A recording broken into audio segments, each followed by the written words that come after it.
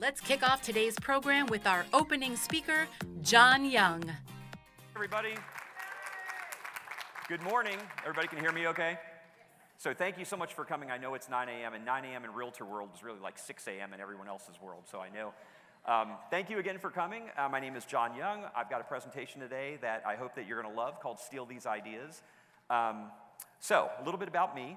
I'm a realtor in the Metro Washington, D.C. area. I work for RE/MAX, and I serve Washington, D.C., Northern Virginia, and Maryland. I'm a leadership person for the RRC. How many people in this room have a CRS designation or are an RRC designee? Raise your hands. Okay, if you are not, they have a booth over there in the next room, and I would advise you, when you are done with this presentation, go sign up, because it is one thing that has propelled my career more than anything else. I don't want to sound like a commercial for it, but it is really something that you should do. It's really useful, and it'll do a lot for your career. All right, so I have given this presentation in a lot of different places. In the top left is me giving this presentation up at Celebration, which is the RRC annual conference. The lower left is R4, where there were about 10,000 people at that conference. And the right is Texas Realtors. Now you'll notice there's a lady that is on her cell phone here. Don't be this lady on her cell phone. For two reasons. The first reason is you can take notes, but you don't have to, because at the very end, I'm going to put up a QR code, and you can just leave some feedback on the presentation today, and you can download all my slides for free. Yep. Because I hate coming to conferences and have to furiously take notes, and the speaker's going really fast, and you forget things, and you can't remember, and you didn't get anything out of it. And you will get something out of today's presentation. Now, the reason I have to talk fast is usually this is a 3-hour presentation. I have 45 minutes to do it. So it is going to be like drinking from a fire hose.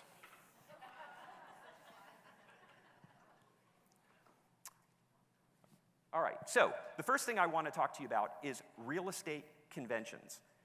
We are at a convention right now. It is very important to go to real estate conventions. Why? Because you meet people. And there are so many different real estate conventions that are out there. Like RE/MAX has their R4, their big flagship conference. They have an elite, a luxury conference, regional conferences.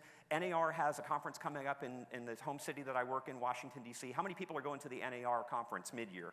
Awesome. You're all invited to a dinner that I'm hosting. So get with me afterwards. We do regional conferences like Triple Play up in the Northeast, or state and local conferences, affiliate conferences, et cetera, et cetera. Why is it important to go to conferences? Because you meet people. And you need to meet people because no matter how good you are in your real estate career, there is going to be a time where you're going to get stuck and you're going to need somebody's help. And when you need somebody's help, what you don't want to do is rely on just the people that are in your bubble or your sphere. And one of the reasons for that is because unless you are David Blaine, it's not a good idea to be stuck in a sphere. Because you don't know all the experts that are out there that can help you. Being a member of the RRC has opened my eyes to all these different people across the country that can help me when I need help. All right, I went to an R4 conference for RE/MAX, and I was blown away because the first R4 conference I ever went to, there were 10,000 people at it. Now, my mom was a realtor for 30 years of her professional career, and she decided, after being a realtor for 18 years, in the 18th year, maybe it was a good idea to go to a conference. So she went to a conference that was just like this. And maybe it was to her advantage or disadvantage. She thought it was to her disadvantage. No one from her office went to this conference. So she was forced to meet other people. And when she networked and got out of her shell and met people, she made a bunch of connections. And one of the connections called her 6 months after she got home and said, "Joanne, I've got a referral for you." My mom was all excited. She thought, this is going to pay off. Tell me about the client. And the agent said, this is going to sound strange, but I can't. She said, because it's a celebrity client. So she said, what's going to happen is this person's attorney is going to call you. You're going to have to sign some non-disclosure paperwork and all that. And it's a little complicated, but I think you're going to like who this is. Now, I will tell you this. This was the mid-'90s. So does anybody have a guess? And I'll tell you this, that what they told her was, this person does a lot of work with Disney, needs a home with a recording studio in it, and is looking for a house that is a budget somewhere between $10 and $20 million. So does anybody have an idea of who this might have been that has not heard my talk before? Who'd you say, Phil Collins? No. Good guess. Justin Timberlake? No, it was mid-90s, so that might be a little early for Justin Timberlake. Nope, no Hillary Duff. You're getting warm. It wasn't Prince. Who? Michael Jackson? It was Michael Jackson. And you just won a Starbucks gift card for saying it. Actually, I almost gave you my room key. It's a little too early in the conference to do that. But you just won it. What's your name? Teresa. Give Teresa a round of applause. Yes, it was Michael Jackson. So my mom, from going to conferences, wound up with a referral that was Michael Jackson. And not just some guy named Michael Jackson, the Michael Jackson. And when she signed all the non-disclosure paperwork, they said, you can't tell anybody. You can't tell your broker. You can't tell your husband. You can't tell your family. Now, my mom was a very strong person. She waited all of 1 minute to hang up the phone and call me and said, it's Michael Jackson. All right, so when I go to conferences, I learned from my mom. We all learn from our parents, right? So I decided the way I was going to meet people is I needed to take the initiative to host some kind of get-together. So the first time I went to a conference, I wound up serving at the RRC on a PAG. And there was a small group of people, and I grabbed these two individuals. I said, why don't we get to know each other? Let's go have dinner.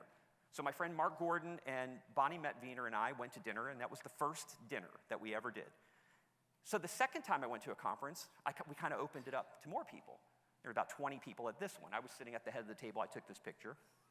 And let me show you what happened after about 6 months.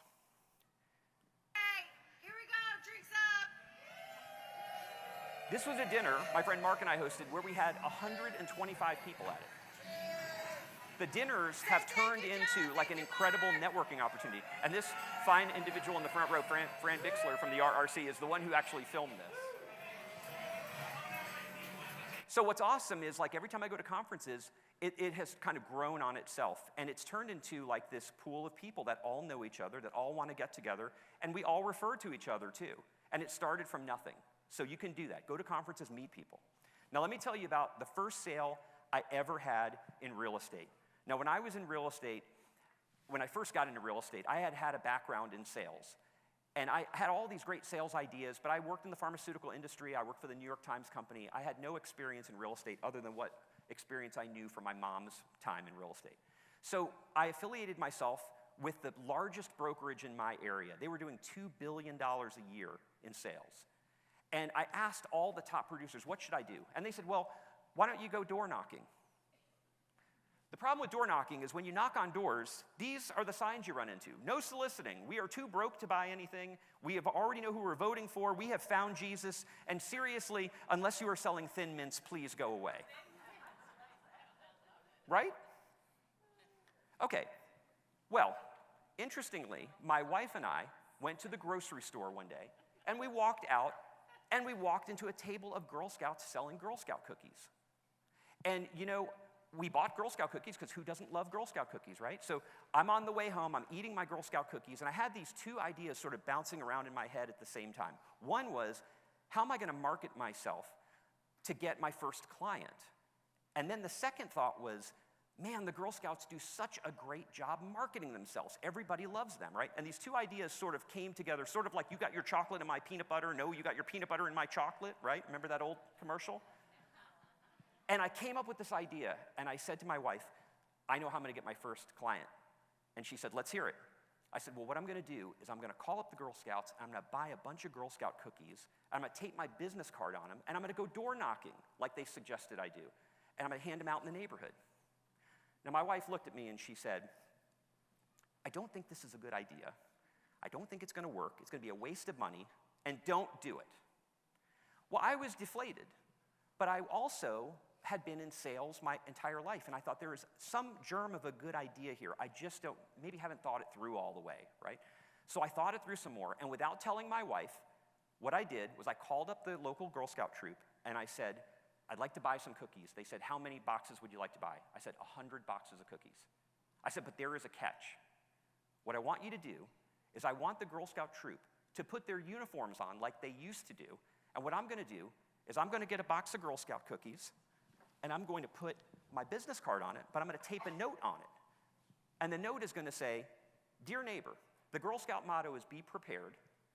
And the most important time you want to be prepared in your life is when you buy or sell a home, because it's the most expensive transaction of your life, right? So enjoy this box of Girl Scout cookies on me and call me when you want to be prepared for your next real estate transaction. Now, I know what you're thinking. You're thinking, okay, wait a minute. What's in it for the Girl Scouts, right? You've heard WIIFM, what's in it for me? Why would they do this, right? Why would they put their uniforms on and go door to door and do this? Well, what I told them is I said, if you do this for me, and I get one client out of it, just one, I will do a pizza party or an ice cream social for the entire troop. But what I didn't tell them is even if I didn't get a client, I was going to do it for them anyway, because I wanted them to be motivated. So they did. They went door to door with my box of Girl Scout cookies and my business card on it. And 3 days later, these folks called me up. They were my first clients. And I sold them a $285,000 house. And because I had no other business at the time, right? I was answering the phone at like 11:30 at night. White glove service. I was always there for when they needed me. I gave them the best service possible. And then they referred 4 people to me.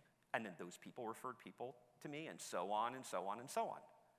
And then they called me back, and they said, we want to buy another house. And they bought this house, which was an $850,000 house.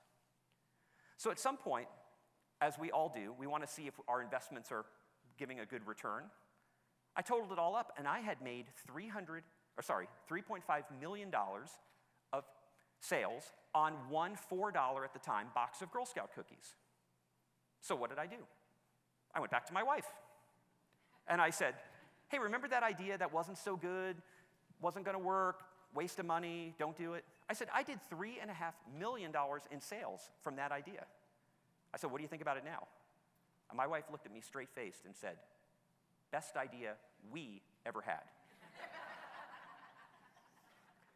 And then I did the pizza party for the Girl Scout troop. And you know what happened? All their parents came because they wanted to see who is this nice guy that was doing this for the troop. And you know what? I got business from that as well. Now, I give this talk a lot, and people always are like, I'm doing that. And you know what happens? Sometimes you leave a conference and you don't do it, right? Because you get busy and you think, I'm going to table this, I'm not going to do it. Well, I have a friend of mine. His name is Jason Moore. He's with RE/MAX Legends in Buford, Georgia, and he did it. He left the conference. He's like, I'm doing this. So he sent me a text message that basically said, look, I'm trying your idea out tomorrow. I've adapted it for a condo building. I'm going to have a table in the lobby. I was like, nice, let me know how it goes. That was on March 6th. And on March 8th, he wrote me back and he said, well, that was quick. I just got a new property management client off the cookies. And then he sent me this video. He said one of his clients had a daughter who was in the Girl Scouts, and he said, can I get you to do a video for me? So here's the video that she did for him. Hope you enjoy your cookies from Jason Moore. Remember, Jason sells more. And he posted that on YouTube, and it went nuts. It blew up, and he had this great marketing vehicle, right? So he made a new client. He got this great marketing vehicle out of it. And then he said, this is so good, I'm doing it again next year. So next year, the girl, Madison, she was a little more confident. She did another video for him. So here's her video from the next year. Hi, I'm back. It's Madison here with another Girl Scout cookie delivery just for you. Thank you, Jason Moore. And remember, when you need the best real estate agent in town, Jason sells more. Good idea, right? You can take these simple ideas and you can get business from them. You can turn it into a social media campaign. It's a great, great thing. Now, there are people that say to me, first of all, how is it that this works? Well, it's a simple concept. It's reciprocity, right? There's a social psychology law that basically just says people pay back what they get from others, right? If you do something nice for me or you give me something of value, I want to do it back. I want to give something back to you. Sometimes people do it instantly, and sometimes they don't. I'm going to give you an example later in the presentation where somebody took a long time to pay me back, but they did. Now, the thing about Girl Scout cookies is that Girl Scout cookies only come around once a year. So you think, well, how am I going to take this idea and modify it? You can modify it. You can do it for school candy bar fundraiser sales. Anybody know these candy bars? It says, enjoy the world's finest candy bar, and I put compliments of the world's finest agent. As surveyed by John's family. Due to time constraints, only John's family was surveyed. Now, has anybody eaten one of these candy bars? I can tell you this, they are not the world's finest chocolate. But it doesn't matter, Because people want to participate, they want to support the school. They will go out and they will give out these candy bars with your note on it, and you will get clients from it. You can do this with church plant sales. You can put a note on it that says, if you are thinking of uprooting your family and or planning yourself down in a new home, give me a call. All right, so as realtors, people expect us to know all of the top contractors, right? They want us to know, they want us to know who's your best handyman or woman, who's your best painter, who's your floor guy, who's your best plumber. And by the way, do you know a magician? Because can you get somebody over here to make the neighbor's house disappear? Anybody have like a crazy neighbor? Every hand in this room should go up when I say that. My wife and I were trying to sell a home, and we had a crazy neighbor that lived across the street. Now, I've learned in real estate, there are different levels of crazy. There's kind of like, okay, a little odd, then there's crazy, and then there's like hot mess crazy. And we had a neighbor across the street that was hot mess crazy. And we went to go sell our home, and I wasn't in real estate at the time. We hired an agent. They came and put a sign in our front yard, and I drove home from work that day to see the sign in the yard. I looked across the street, and my hot mess crazy neighbor had a coffin in his driveway. And I was so mad, I came in and I said to my wife, we are not going to sell our home. She said, why? I said, because Clay's got a coffin in his driveway. And my wife said, calm down. He is just getting ready for Halloween. I said, he is not getting ready for Halloween. She said, how do you know? I said, because it's July. All right, so let me tell you a neighbor story, a good neighbor story. I had a gentleman that contacted me to sell his home. He lived in my neighborhood. His name was Larry. And this is a story that involves driveway lights. So I came over to his place, and he said, well, two things. First, he said, just because I'm interviewing you today doesn't mean you're going to get the job. I'm interviewing several agents, right? We all have that happen. We have to compete with other people. And then, of course, he said, how low will you go on your commission? I said, well, we'll get to that. But what I said to him is what I say to all the clients when I interview with them. I said, take me around your house, show me your house, show me all the things that you've done to improve the house, and also, if there's anything that I need to know that's a latent or hidden defect or something that's not working, I need to know about that too. Because if I get the job, I want to present your house in the best possible light. And when he heard the word light, he said, you know what? You just triggered something. He said, there is something I need to show you.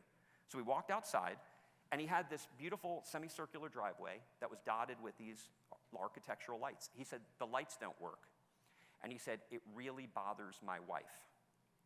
And I said, well, where is your wife? And he said, well, she's in Washington State right now. She's coming to town on Friday. And he said, but this has been a problem for me and my wife. And I said, Larry, how long have the lights not worked? And he thought about it for a second, and he goes, 20 years. Now, I am a married man, and my wife has a honey-do list. And if there is something on my wife's honey-do list for more than 20 minutes, I have to hear about it. So I was feeling this man's pain. This had been on his honey-do list for 20 years. So anyway, we go back into the house, and we're talking, and he said, I have one more question for you. What are you going to do for me that any of the other agents that I interview aren't going to do?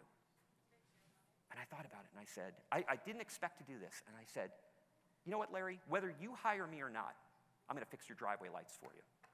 And he kind of looked at me like, really? And I said, yep. He said, well, when are you going to do it? I said, how about Friday? So Friday, I got my landscaper over there. I got my electrician over there. They dug around in the yard. They found a break in the line, and they hooked the lights back up.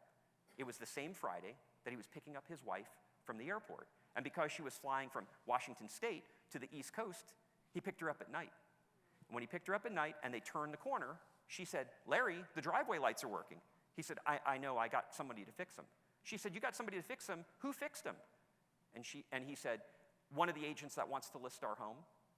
And she said, well, how much did he charge you? And he said, nothing. And you know what happened? Saturday morning, they called me up, and they said, we want you to list our house, and we're going to pay you a full price commission. So that, in and of itself, is a great reciprocity story. But let me tell you what else happened that's even better.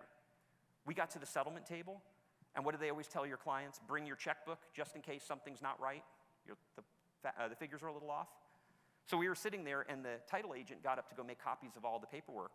And Larry and his wife turned to each other, and they were whispering to each other something. And then they turned to me, and they said, hey, you know, we were really pleased with what you did in selling our house, but we have one more question for you. how much did it cost you to fix those lights? And I said, $1,000. And he pulled out his checkbook and he wrote me a check for $1,000.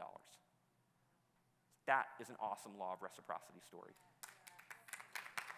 Now, think about all the money as realtors that we spend on stuff that gets us nothing, right? I'm not taking anything away from the vendors and stuff that are in the next room, right? But everybody wants to sell you something, a magic bullet that's going to drive business for you. But you have the power yourself to do things like this.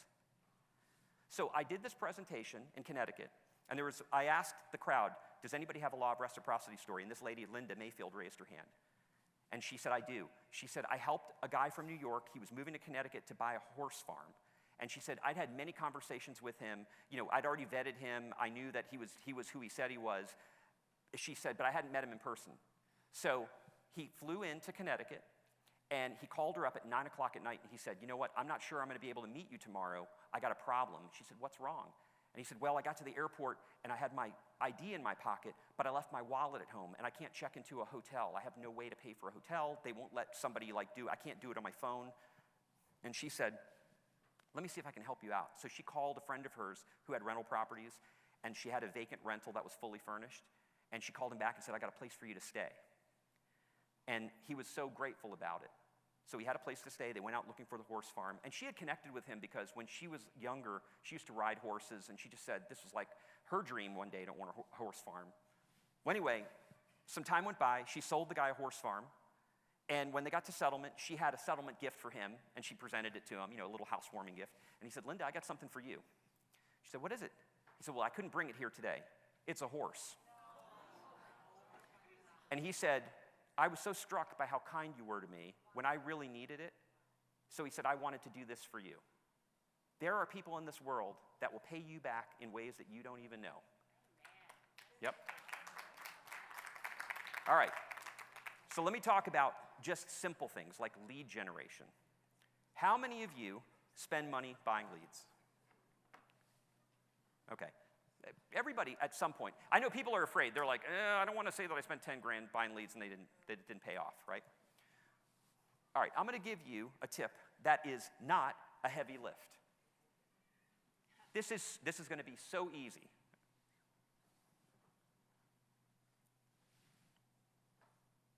This is what I mean. All right. When you buy leads, what are the quality of the leads? They're garbage, right? Usually they're garbage. Some of them are okay, right? I've had a lot of leads. I wonder if any of you have had these people call you up. IP Daily, you ever get them? Or I Leaned Over? Robin Banks? Barb Dwyer? Or Chris P. Bacon? These are all people that have come through as leads that I paid for. I actually paid a couple $100 to get these people. And I went to dinner, and it was like an anniversary dinner. I was at an anniversary dinner with my wife. And when you get a lead on your phone, you're like, oh my God, I got like a minute to call this person back. I jumped up, I ran outside, and of course it was a wrong number. And I came back, and my wife said, what was that? And I said, it was a lead. She said, well, what was the person's name? And I said, Robin Banks. She goes, sit down and eat your dinner. All right. How many of you do not like doing open houses? Do not like doing open houses. Right. Give me real quick, why don't you like doing open houses? Okay, not enough qualified buyers. Although that's getting better now because now you have to be, you have to either have an agent or you can only tour a house with an open house because of the lawsuit, the Sitzer-Burnett lawsuit. Anyone else? Okay, all that work and no one shows up. Anyone else? All right, I used to think it's a waste of time, right? Because you sit there for hours, and in Maryland, the issue is we can't double-side a contract, right? I can have an agency contract with the seller, but I can't have an active agency contract with the buyer. I can represent them unrepresented, which morally I don't like to do. I like to have one person, I'm representing their interest only. But the other thing is also, who calls you right after the open house? You don't even have the signs out of the ground, and what do they want to know? The seller, right? The seller calls you and they say, hey, did anybody want to buy my house? What do they think about the house, right? They're bombarding you with all these questions. So I was trying to think of like, how do I kind of take all of these negative things and put them into a blender and make something positive out of them? And the other thing too that I was thinking was, I was spending a lot of money on Zillow and other things, buying leads that were going nowhere. And I thought, well, what if Zillow called you up and said, we've got a promotion right now to send you maybe 20 or 30 clients, all serious buyers, for $25 each. Would you be interested? I know it's funny. Some people say yes and some people say no. Some people say yes because conceptually, yes, I would accept it. But the people who say no, they're like, no, because they're liars, right? But suspend disbelief for a minute. If they called you up seriously and said, we have a way to give you only serious buyers for $25, you would take that deal, right? You would say, I'll do it. I'm going to show you how you can do that. I came up with something called an open house clipboard giveaway. So what happens is I bought on Amazon these little mini clipboards. They're horizontal clipboards. They're about $1 a piece. And what I do is I put this input card on it. And when COVID hit, I was able to put in a shaded box, info for contact tracing. What I do is I say, how did you come here today? What was the source of the visit? List 3 things you like about the house, 3 areas of improvement or things you don't like. Do you think the house is priced too low, too high, or just right? And any additional feedback. At the bottom, I put your opinion matters. If you fill this out and you give me some form of way to contact you, whether it be email or your phone number, we're going to do a drawing for a $25 gift card from Home Depot. Now, I've sort of slightly modified this now. What I do is when people come to my open houses, if they fill out this card at all, I give them, right on the spot, a $5 Starbucks gift card. And I will tell you that nearly everybody fills it out because they want the thing I'm going to hand them. Law of reciprocity, right? Okay. When the open house is over, I take them all and I put them into a scan snap machine. I can hit one button, and I can put it in dot loop, and I can actually blank out the names or the phone numbers and contact info, and I can send that one PDF to my clients with all of the feedback on it. And the best part about that is that if you are trying to get somebody to lower the price of the house, you're telling them your house is worth $400, and they say, no, it's $450, but you have 20 cards where everybody says, no, your house is $400, they're going to change the price really fast, right? But the other thing I do is when people come into the open house, I don't just hand them a clipboard. What I do is I try to size them up. And I say, have you been looking for a long time? And sometimes they'll come in, it's a young couple, they'll say, we just got started on our search. Well, when they turn their card back in, I put a B in the top corner with a star next to it, because I know they're a buyer, right? And the star indicates they don't have an agent. If they say, well, we were out with our agent last week, I know they're a buyer, so I put a B in the top corner. If they say, well, we're just the nosy neighbors, I put an N in the corner. So after I send all of the cards to them, I do draw a random winner. But then what I do is I resort the cards. I've got one pile, that's all the buyers with agents over here. I have another pile here that are the nosy neighbors. And then I've got a third pile, that's all the buyers with no agent. Which pile do you think is the largest? The buyers with no agent. Always. And it's going to get even better because now to tour a house, if you don't have an agent, the only way you can tour a house is through an open house. So you're going to have a lot more people coming to open houses that are unrepresented. So that pile's huge. So you know what I do? What I do is I send all those people that were buyers with no agents, I send them a gift card. And I say, you won. Because what did I do? Now, a light bulb should have just gone off, right? What did I just do? I just paid $25 for a lead that I sourced myself. I know they're a legitimate buyer. This guy's got to get a picture with me in the light bulb. But seriously, I just paid $25 for a lead that I sourced myself. And here's the email that I send out to them. Here's a sample one. Danny, it was nice meeting you at my open house. Your name was drawn for the $25 gift card. I don't know if you're working with an agent, but I wanted to email you to let you know that I'm happy to help you try to find a place. A little bit about me. Here are my Zillow reviews online. Give me a call. And by the way, if you email me after this, you don't have to recreate the wheel. I will email you this templated email. I'll send you all this stuff. You don't have to redo it. So I sent that email out on the 12th. He wrote me back right away. He said, here's his name, here's my address. So I've already touched this guy in person and through email several times now. Well, about a week went by, and I got an email from a lady named Katie, who is his wife. My husband and I met you at a recent showing. We're in the early stages of looking for a house, and we don't have an agent. We would be interested in working with you and would like to know if you'd be able to and available to meet. Now, here's the interesting thing. They didn't say, can we meet up with you and kind of sit down and go over the things that we're interested in and see if you're a good fit? Nope, I gave them something of value, and they said, you're our agent, because it was law of reciprocity. So I sold them a $525,000 house. They referred their friends to me, and they said, our friends are looking to buy in the neighborhood. It'd be great if they could find a house nearby so we could live near them. Turned out that the house next door went up for sale, and I sold them the house next door. So they became raving fans, and they referred a lot of people to me. But here's what I do with the neighbors. You think, well, what are you going to do with all the neighbors' cards, right? Well, when the house sells, there's always some unique aspect of the sale. So in this case, I sent this gentleman, Mr. Kim, an email that just said, you mentioned that you lived close. I don't know if you saw, but I sold this house for $716,000. It was the highest price sale in the neighborhood in history, almost $67,000 over the list price. Now, that might not be your thing. It might not be the highest sale in history, but you can highlight it's the highest sale on the block. It's the highest sale in the last 90 days. You know, there's a lot of things that you can do to kind of massage that email and get some data out that would be impactful. So you think, why do you email the neighbors? They're not selling their house, right? Well, here's what happened. I got a phone call from a lady that said, John, my husband and I talked about it. We want you to list our townhouse. I was like, that's great, because usually you don't get a call that says, we just want you to list a townhouse. It's like, we want to meet you. And I thought to myself, I didn't recognize the name. I'm like, where, have we met before? Did you just see me on Zillow somewhere? Did you read my reviews? She said, we met you at an open house 4 years ago. And she said, you sent us an email, and we were so impressed with the way you conducted the open house and the follow-up. And she said, we printed this email off, and we put it in a desk drawer, and we just knew that we didn't need an agent then, but when we needed one, we knew who we were calling. It's you. So this stuff works. All right. Let's talk quickly about marketing. The thing that I've realized is now that the industry has changed post-Sitzer-Burnett and the lawsuit last year, it is very important to market yourself. Just like I'm presenting to you, what I do is I put a slide presentation together for my clients. And I talk about things that make me different. I talk about like my criteria. And here's the funny thing. I didn't even know, being in the industry and being licensed for 21 years, how much I'd even sold. I was shocked when I went back. I totaled it all up in my MLS. I was like, oh my God, I've sold over $200 million in real estate. I had no idea. If anybody had put you on the spot right now and said, how much total dollar volume have you sold? You probably couldn't even come close. You wouldn't know. But go back and do a search and see. I had done over 450 unique transactions. All of this stuff is important, and you have to sell yourself to the clients to let them know this, because it makes you the expert. Highlight your unique stats.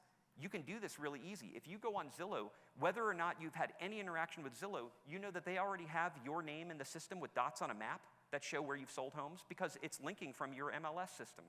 You can cut and paste this map right into a presentation to show all the places that you've sold homes.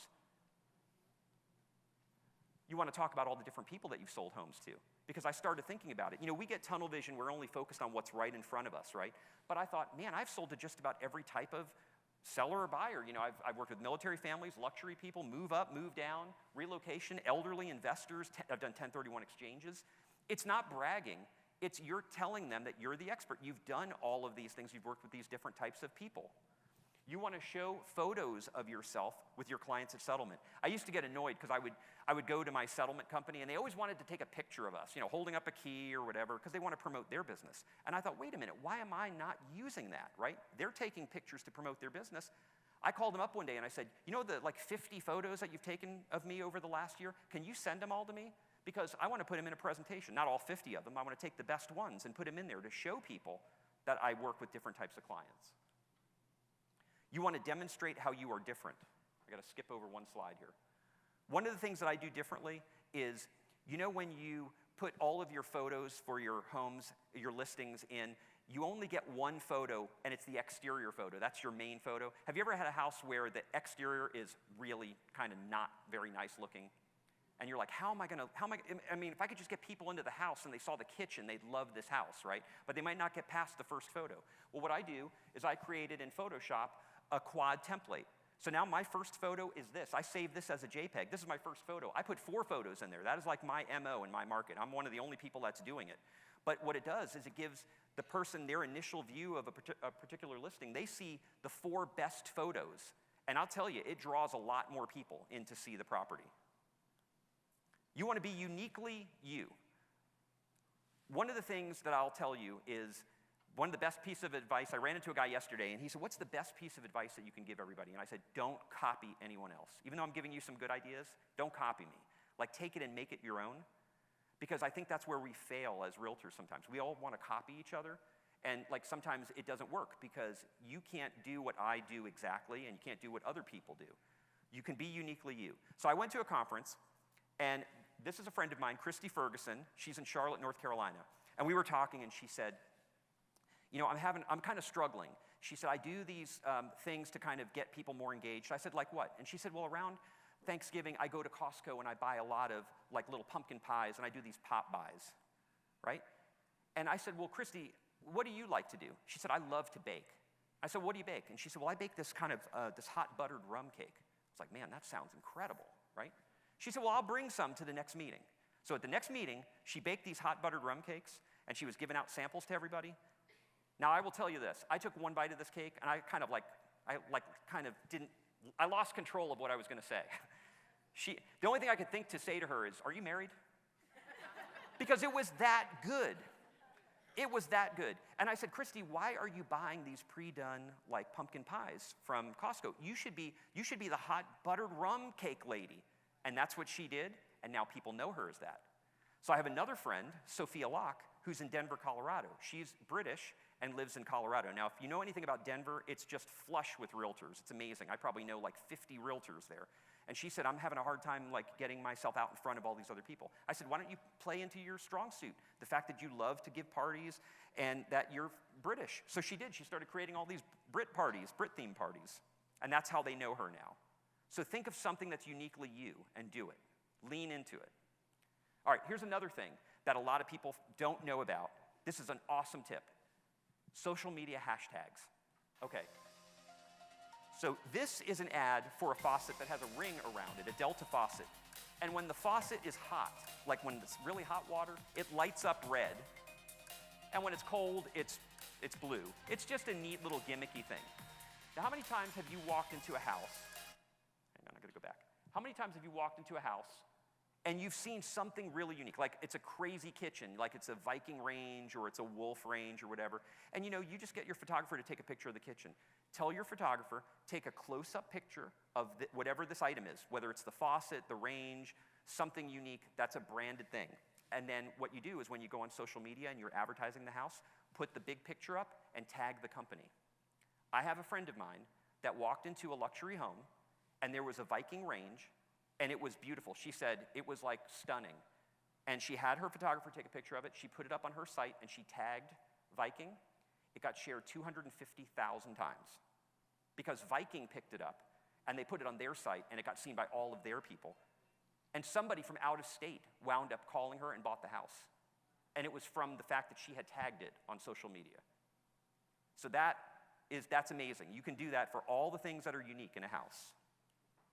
All right. You want to market to competitors. I have a friend of mine in Frederick, Maryland. He lives north of where I live. His name's Peter Murray. And you know what? One day I said to him, why are we all fighting each other in this industry? Why don't we help each other? So I called him up and I said, Peter, you want to go to lunch? He said, sure. He was a little hesitant. He's like, I don't know why. But we became good friends. And you know what happened?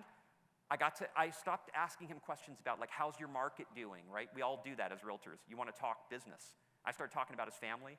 One day we went to lunch and I said, Peter, how's your family doing? He said, my daughter Winnie is so excited. I said, why? He said, because she's in the Girl Scouts. And he said, she's going to go sell Girl Scout cookies. And he looked at me and he said, I know what you're thinking. You want my daughter to put her uniform on and her troop and go sell Girl Scout cookies door to door with your business card, right? And he said, we'll do it for you. I said, Peter, why would you do that? He said, here's why. Because I'm in a market that's north of yours. I wouldn't do it in a market that I was doing anyway. I would do it to help you, and it would help my daughter too. So you know what his troop did? They put their uniforms on. And another realtor went and promoted me in a market. How crazy is that? That's why you want to befriend people in this industry, not be their enemy. Here's another way I market to realtors. Have you ever had a multiple offer listing where you get 15 offers on a property? And I feel bad because I look at all the people that submitted an offer and I think, you know what, think of all the time that went into submitting that offer, right? They toured people around at houses, they finally talked them through all the ups and downs of the offer, and then they submit it and they get like a 30-second phone call or an email that says, sorry, you didn't get it. So now what I do is I send them a letter in the mail that says, Sandy, thanks for writing an offer on my listing. I'm sorry things didn't work out for you and your clients. As you know, representing buyers is difficult. I want you to know your efforts were appreciated. Please find a Starbucks gift card enclosed as a thanks from one agent to another. I hope we get a chance to work together on another deal soon. Let's keep in touch. Now, you know what happened? I worked with some clients where the opposite thing happened. They had put in 8 offers on properties, and they'd lost on 8. And they had focused down to one neighborhood. So when it didn't work on the 8th time, I was awake at night trying to think, what am I going to do for these folks that is going to get them their next house? So I did the reverse. I sent a letter that said, thanks for considering our client's offer, and thank you for the feedback that you gave us to make us more competitive for next time. And then I sent that agent a Starbucks gift card. So here's what happened. The 9th property that they were interested in came up in that neighborhood, and who was it? It was the same agent, right? Because people are very territorial. It was the same listing agent. And she called me up and she said, I'm so sorry to tell you this, but your client's offer, again, is not the highest and best. She said, however, I went back to my sellers and I told them that you were a great agent and that these folks really wanted to live in the neighborhood and they've already lost out on properties. And our clients said, did they want to go back and amend their offer? And we amended their offer and they got the house. And the husband called me up, my client. Now, when I called him, he didn't answer the phone. You know why? Because he had been rejected 8 times previous. So he was going to let it go to voicemail, right? But I left him a message telling him they got the house. He called me back, and the first thing he said to me is, how did we just get this house? And I said, I'm not telling you it was a $10 Starbucks gift card, but it was a $10 Starbucks gift card. That's what got you this house. It's because I was kind to someone else, and it was the law of reciprocity. They wanted to help me. All right, we're going to run out of time. There's some things that are free that you can do that they're going to be in this. Actually, you know what? I'm going to tell you this last story. And I'm glad that egg prices are high. Because if they weren't, you'd be throwing them at me right now. I love Zillow. I love Zillow because of reviews. I warehouse all my reviews on Zillow. And people can go on Zillow, and they don't have to look for a home. There's a thing at the top that says find an agent, right? And they can look and read reviews. And I get clients off of reviews. Reviews are so important, and people forget to ask clients for reviews. This is what I do. I say, congratulations on the purchase of your new home. It was a pleasure working with you. If you have a moment, I wanted to see if you could write a Zillow review for me. My online reviews help me source new clients and illustrate to them how I go above and beyond. And then I also say, any positive comments about anything specific that I did would be greatly appreciated. Why? Because you don't want a review that just says, Jane was a great agent. That's a useless review, right? You want them to say something about you. So I send this out. Now I'm going to tell you a story about a toy car review that I got. So I worked with these clients who were living in Virginia. They needed to find a place in Maryland. And they were kind of under the gun. And I don't like to go tour a lot of properties in one day, but we had to go see a bunch that day. And I think we were at like property 9 or 10 or something. And they had their 4-year-old son with them. And everywhere we went on the vacant homes, he would run around with a little toy car that he had. And he'd be playing with his car. And then we'd go shuffle off to the next property. When we got to the last property, we got out of the car, and her son was crying. Their son was crying. And I said, is everything okay? And she said, he lost his car somewhere at one of the other houses. And she said, but it'll be okay. Now, I was looking at this kid, and I was thinking, like, I've got a young daughter, and if her toy got lost, her favorite toy, it would not be okay. So after we toured that house, I was about a half mile from my house, and I said, you know, I could go home right now. I'm exhausted.